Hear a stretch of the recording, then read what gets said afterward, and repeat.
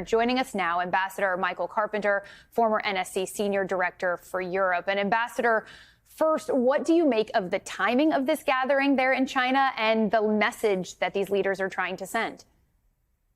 Well, I think the timing is very fortuitous for Indian Prime Minister Modi because he's able to now leverage the fact that Trump has imposed these 50% tariffs on India and show up at this meeting, as you said, with President Putin of Russia, with Xi Jinping of China, and be seen as someone among equals with like-mindeds, even as he's being spurned by the United States.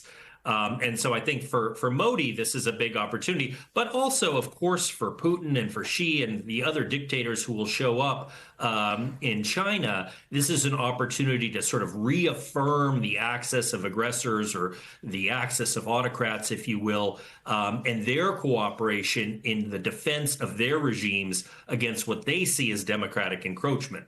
Now, the democratic world is at the same time sort of much less cohesive than it has been in the past because you have President Trump, who has made overtures to President Putin, but not so much to fellow democracies in Europe.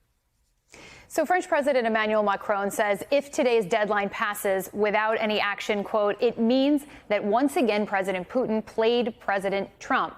All Putin has said so far today is that he's reached understandings with Trump over ending the war in Ukraine at that summit we saw in Alaska. So in your opinion, is the president being played? What happens next here?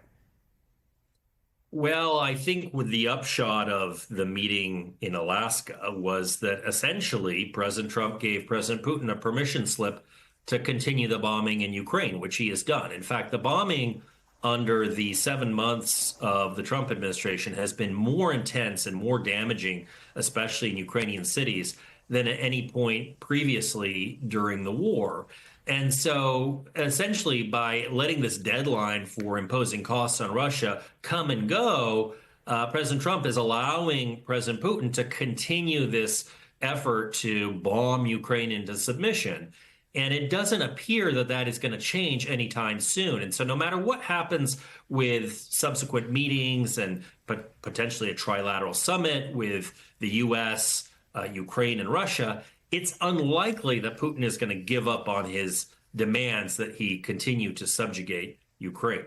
Well, and we, of course, saw President Trump also threaten economic war against Russia if they didn't acquiesce to at least having these talks. And clearly that has so far not worked. Trump, yeah, but he hasn't really imposed any of those notional costs on Russia. So he's talked about potentially tariffs on Russia. He's talked about potentially increasing sanctions, especially targeting Russian oil revenues. But in reality, we haven't seen any of that play out. So there's been zero tariffs on Russia. There have been tariffs on just about every country in the world except Russia.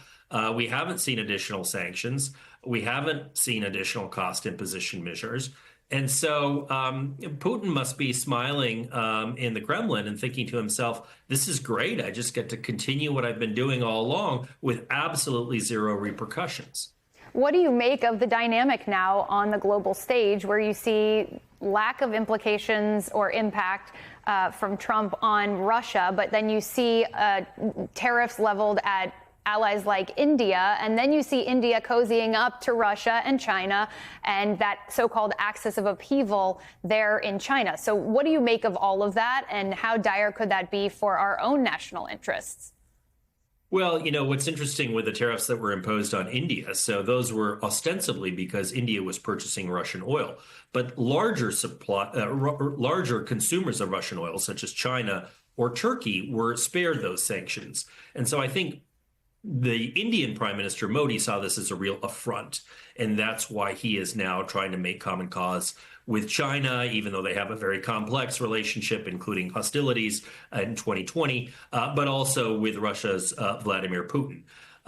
All of these leaders are able to draw closer together right now because they see lack of unity within the Democratic camp, if you wish, on the larger global stage. So the United States, which has traditionally been the leader of democratic forces around the world, is much less willing to play that role. And so I think for all of these dictators, this is a real opportunity for them to advance their goals. Okay. Ambassador Michael Carpenter, thank you so much for your analysis. We appreciate it.